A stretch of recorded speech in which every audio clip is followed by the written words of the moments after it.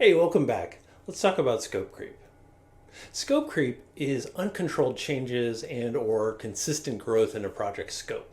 This is typically a dynamic within a project that is a pitch point and adds undue stress to the people it affects. Additionally, it will wind up adding time and money to the program as well, and once that happens, people notice. The way this occurs is usually through a well-meaning client or colleague. A like begets like system takes hold. All of a sudden you go from being asked to, say, redesign a USB memory stick to designing logos for that product line. The logical argument could be that if you're designing the USB stick, you most likely will be defining the colors, and if you're defining the colors well, maybe you should figure out the logo as well. This kind of thing is very common. If your work agreement said that would happen, well, scope creep hasn't happened because it's in the original scope of the project. If it doesn't, it can be kind of considered disrespectful to the involved participants' time and talent. This can be mitigated by clearly defining the goals, tasks, deliverables, and deadlines before the project begins. So what do you do if it happens? CCD has a pretty strict policy to put things on pause immediately and raise a red flag with the client. The first thing we do is tell the client that the additional thing they're asking for is absolutely attainable. Next, we explain to them that what they're asking for is in addition to the tasks that we've agreed to, and that in order to do whatever it is they're hoping for us to do,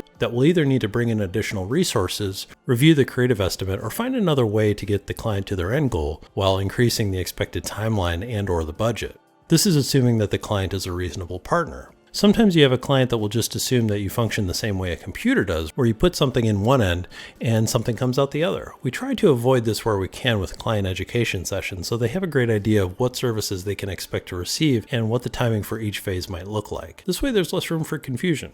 Another way to address this is to review the original creative estimate and agreements. If there's room for interpretation, which there almost always is, it's important to address these miscommunications quickly so they don't become an opportunity for scope creep. Often, if both parties are in agreement, amendments can be made to the original agreement to assure that it doesn't really ever happen again. Typically, scope creep is no one's fault and more just a lapse in understanding of your role, but it's critical to identify when it happens so that you can help your client understand your role on a project. The more help you can offer your collaborators in understanding this dynamic, more often than not, the better off you'll be. Send me some of your thoughts. Have you ever had a project that wound up gathering more responsibilities than you initially agreed to take on?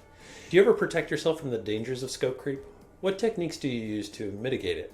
If a project ever starts to feel like it's becoming more than what you bargained for, how do you tell the person that you're working with? Let me know. Send me a note on Twitter and Instagram and I'll post some of the best insights and projects.